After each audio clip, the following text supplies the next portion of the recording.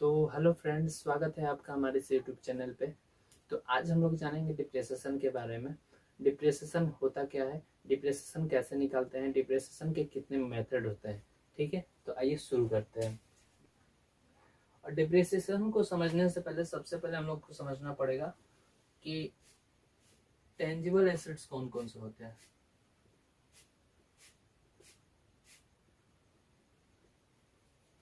Tangible assets यानी कि machinery,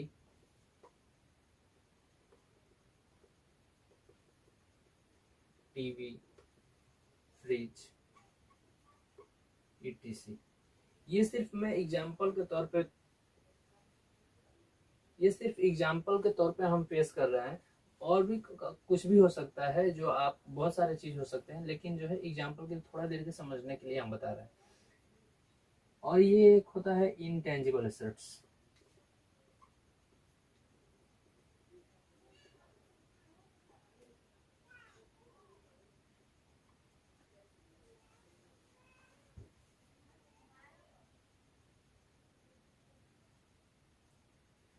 दूसरा होता है इनटेंजिबल एसेट्स यानी कि कंप्यूटर सॉफ्टवेयर,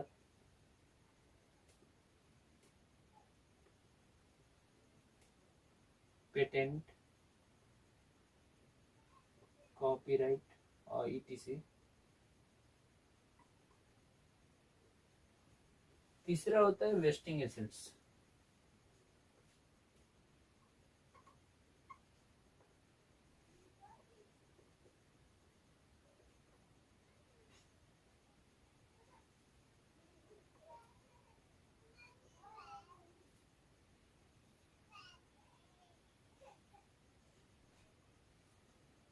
तीसरा होता है वेस्टिंग एसेट्स। इसमें ऑयल वेल्स, कोयल माइनिंग, मतलब कि तेल का कुआं, कोयला वेला का खदान। ठीक है ना, ईटीसी और भी बहुत सारे हो सकते हैं, लेकिन एग्जांपल के तौर पे हम समझाने के लिए ये सब बता रहे हैं। ठीक है, तो डिप्रेशन को समझने से पहले एसेट्स जान लेते हैं। तीन प्रकार के जो होते हैं।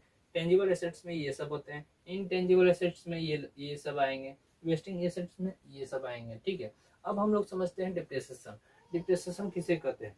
तो जब किसी अस्थायी संपत्ति के मूल्य में टूट फूट हो जाने के कारण, उपयोग होने के कारण, और फिर जो है समय के बीत जाने के कारण किसी भी कारण से उसके मूल्य में कमी आती है, तो उसे डिप्रेसेशन कहते हैं।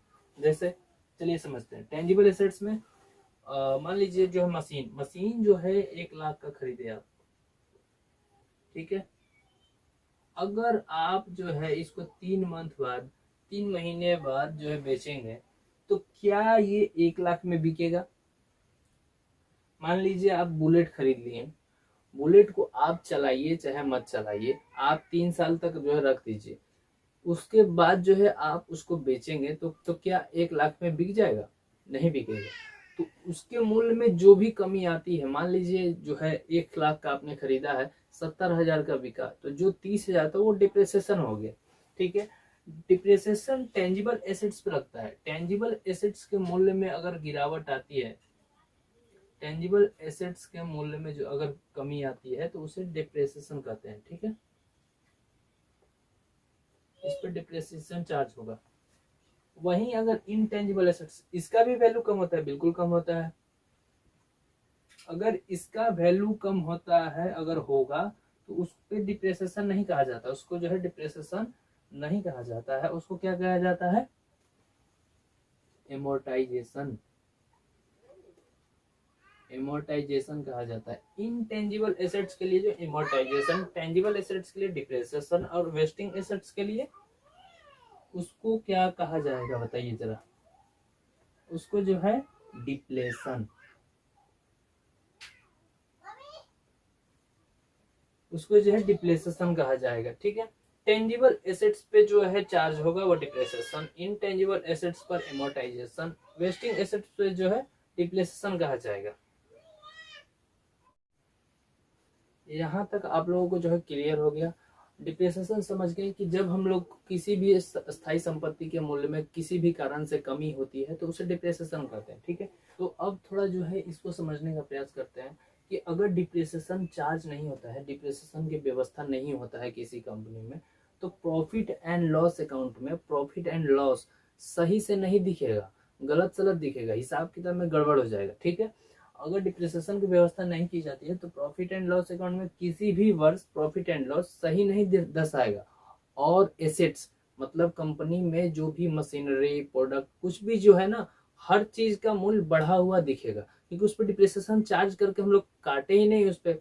तो ये होता है उसका नुकसान। अगर किसी कंपनी में डिप्रिसिएशन का व्यवस्था नहीं होता है तो उसमें जो है हिसाब किताब जो है सही से नहीं हो पाएगा।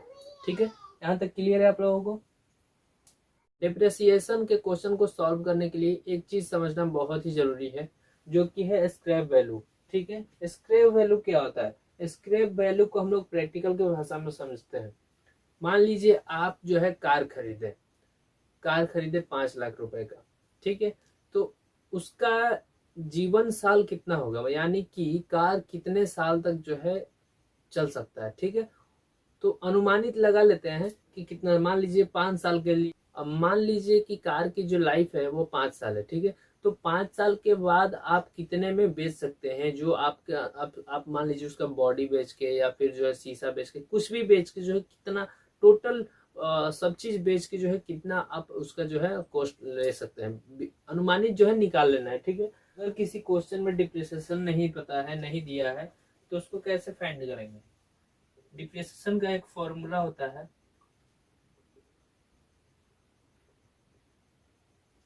Depreciation is equal to cost of assets minus scrap value.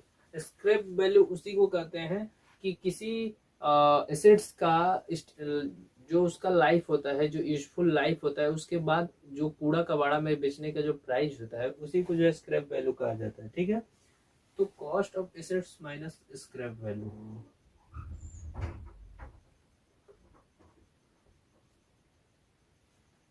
Cost of assets minus scrap value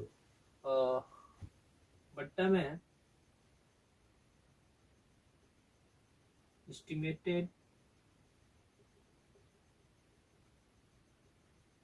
life of assets.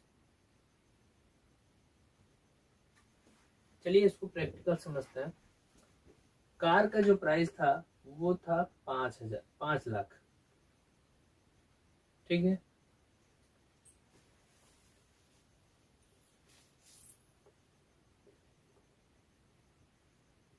Minus scrap value. Scrap value मान लीजिए कि कार जो 5 लाख का है, उसका इंजन, मेटल का जो बॉडी होता है, शीशा वीसा, हर चीज जो है सेल करने के बाद 5 साल के बाद मान लीजिए 50,000 में जो है हमको अमाउंट प्राप्त हो जाता है।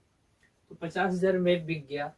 एस्टिमेटेड लाइफ 5 साल था, तो इसको कैलकुलेशन कर लेते हैं। 4,95,000 बाई 5। ठीक है,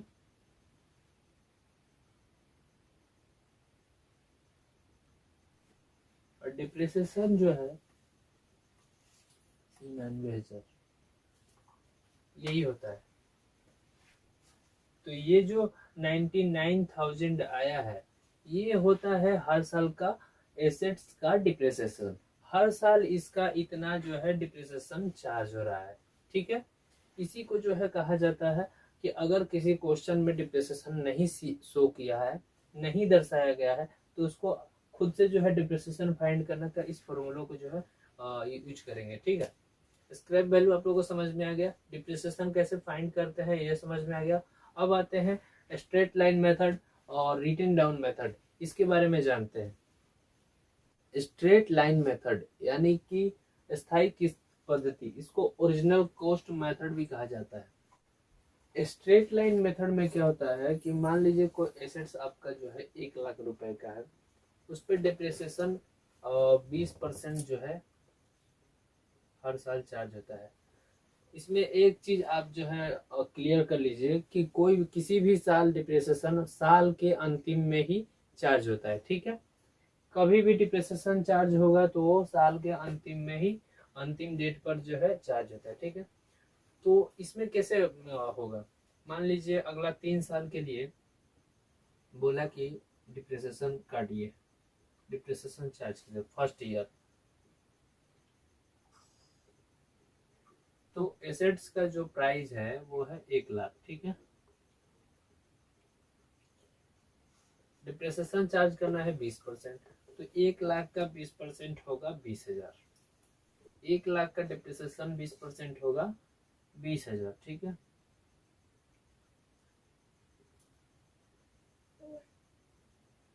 ये हो गया 80,000। ये जो 20,000 जो फाइंड हुआ हम लोगों का, ये जो है डिप्रिसिएशन होगा। स्ट्रेट लाइन मेथड यानी कि ओरिजिनल कॉस्ट मेथड, इससे होता है कि एक बार जो है डिप्रिसिएशन को फाइंड कर लिया जाता है कि कितना डिप्रिसिएशन हुआ, ठीक है। उसके बाद जो है हर साल चार्ज कर दिया जाता है, ठीक है। इसी को जो है ओरिजिनल कॉस्ट मेथड कहा जाता है कि एक बार जो है आप पता कर लीजिए डिप्रिसिएशन कितना है, उसके बाद हर साल जो है माइनस कर लीजिए। यानी कि फर्स्ट ईयर जो है 20% इसका जो है लेस कर दिए हम लोग 20,000, तो 80,000 बचा। सेकेंड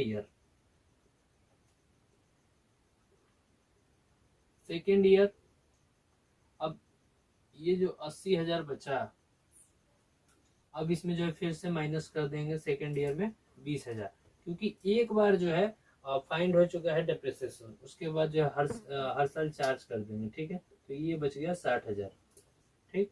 अब आते हैं थर्ड ईयर, 60,000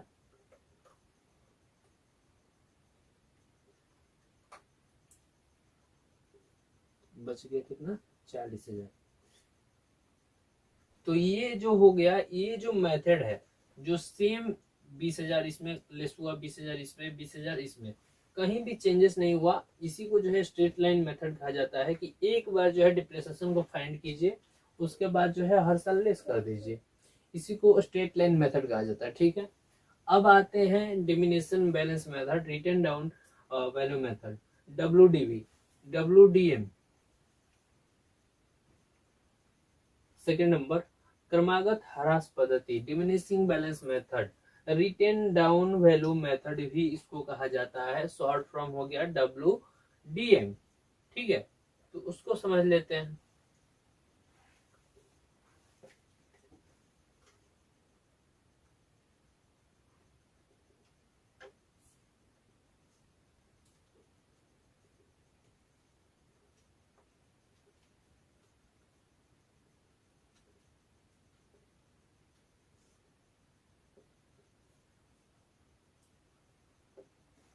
WD में क्या होता है, रिटेन डाउन मेथड में क्या होता है कि मान लीजिए सेम इसी क्वेश्चन को ले लेते हैं कि किसी एसेट्स का प्राइस है 1 लाख रुपए। सेम जो है यहाँ पे हम शो कर देते हैं, इसी से हम लोग को समझना है, ठीक है। बुलेट का प्राइस है मान लीजिए 1 लाख, और ये हो गया डिप्रिसिएशन चार्ज करना है 20%। डिप्रिसिएशन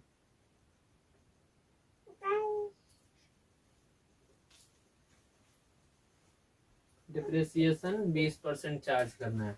तो इसमें भी बुलेट का प्राइस 1 लाख है, डिप्रिसिएशन सेम है 20%, ठीक है। अब इसमें कैसे सॉल्व होगा क्वेश्चन को, ठीक है। तो इसका मेथड है कि फर्स्ट ईयर,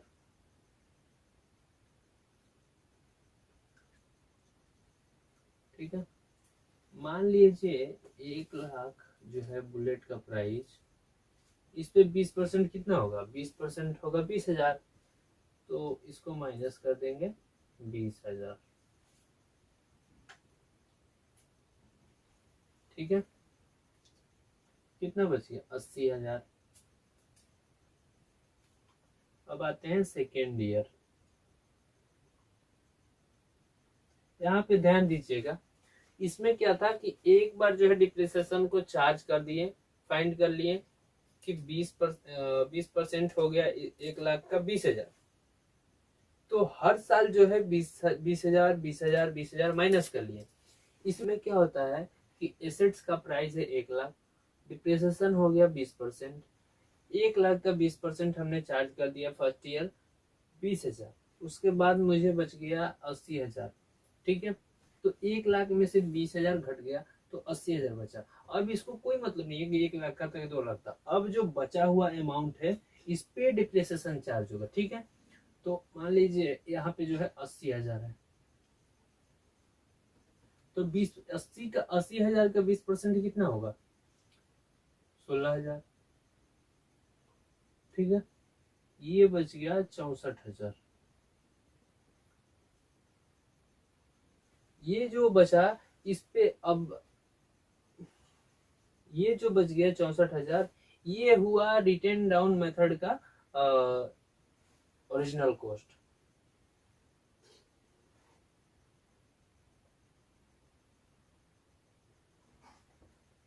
अब आते हैं थर्ड ईयर।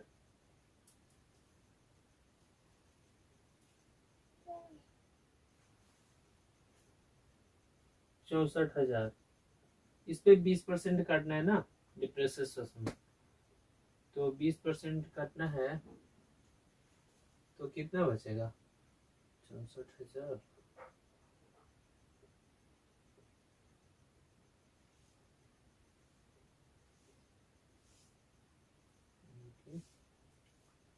जीरो जीरो 4 दूनी 8 6 दूनी 12,800।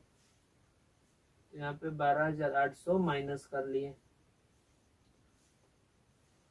0 0 10 के 8 गया 2,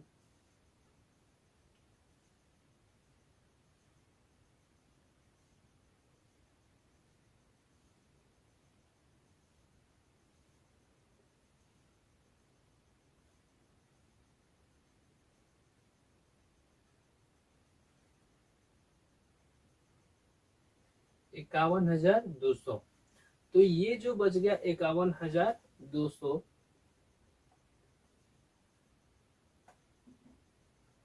ये जो है असली डिप्रेसिएशन काट के जो अमाउंट बचा है ये है मशीनरी एसेट्स का ओरिजिनल प्राइस।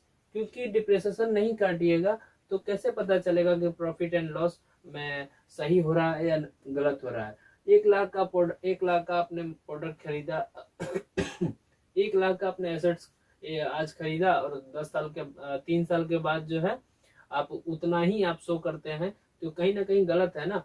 इतना काट के बाद 3 साल के बाद 51,200 हुआ। तो इसी मेथड को कहा जाता है रिटेन डाउन मेथड। जो ये 48,000 करीब 800 रुपए जो चार्ज हुआ है यही होता है डिप्रेसिएशन, और इस मेथड को कहा जाता है स्ट्रेट लाइन मेथड, ठीक है। बेसिक जो है डिप्रेसिएशन निकालने का 2 ही मेथड होता है। अगर इस 2 मेथड को अच्छे तरीके से समझ लेते हैं तो कोई भी क्वेश्चन आप किसी भी बुक का किसी भी पब्लिकेशन का हो सॉल्व कर लेंगे, ठीक है। तो आई होप कि ये जो वीडियो आपको अच्छा लगा होगा, समझ में आया होगा। अगर डाउट है तो आप कमेंट कर सकते हैं, ठीक है। चैनल पे पहली बार आए हैं तो आप जुड़ जाइए हमारे चैनल से। अकाउंटिंग रिलेटेड हर टॉपिक पे जो है वीडियो मिलती रहेगी आप लोगों को। तो चैनल को सब्सक्राइब कर लीजिए, बेल आइकन को प्रेस कर लीजिए। मिलते हैं अगली वीडियो में, ठीक है।